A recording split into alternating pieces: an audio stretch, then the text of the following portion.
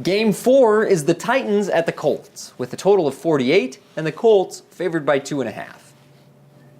Titans quarterback Marcus Mariota looks to be turning the corner, completing over 70% of his passes in the last month and continuing to add value through his legs. The Colts are a below-average pass defense, and the game script should keep the Titans throwing. Mariota is always low-owned, and the downside here is the mediocre team total and the lack of offensive weapons for the Titans.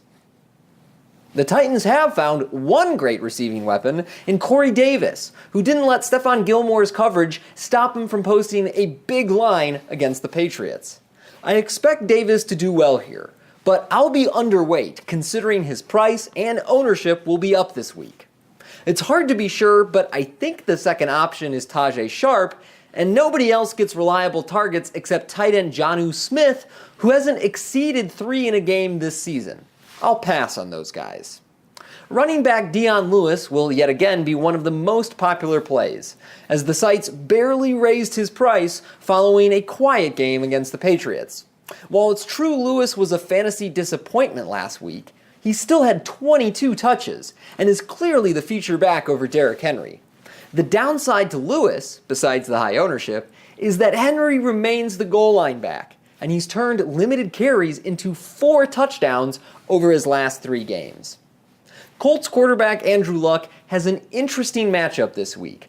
The Titans' defense has allowed the fewest offensive touchdowns in the league, and the second fewest trips to the red zone.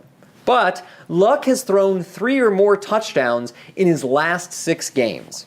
I have my doubts about Luck hitting his ceiling against this stout defense, and the projection sites aren't showing him much love.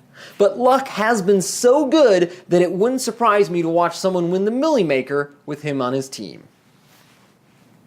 Leading receiver T.Y. Hilton has seen his targets and yardage rise in every game since returning from injury, but he also has just 8 catches over those 3 games. However, all 3 of those games were decisive wins by the Colts, and perhaps they give him more usage if this one stays close like Vegas expects.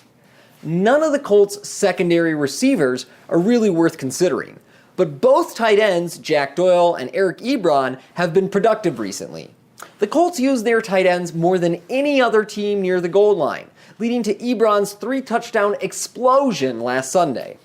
Of course nobody expects a repeat, or anything close, from a guy who only ran 12 routes last week and remains the team's second tight end. Running back Marlon Mack has been a matchup and game script dependent back this year, decimating weak run defenses but underwhelming against tough ones, like the 6 fantasy point game he put up last week against the Jags. This week Mack faces a Titans defense that's only allowed 3 rushing touchdowns all year and only 53 rushing yards a game over their last 3. Mack's price is still elevated from the 3 big games preceding last week, so I won't be buying him until it levels off.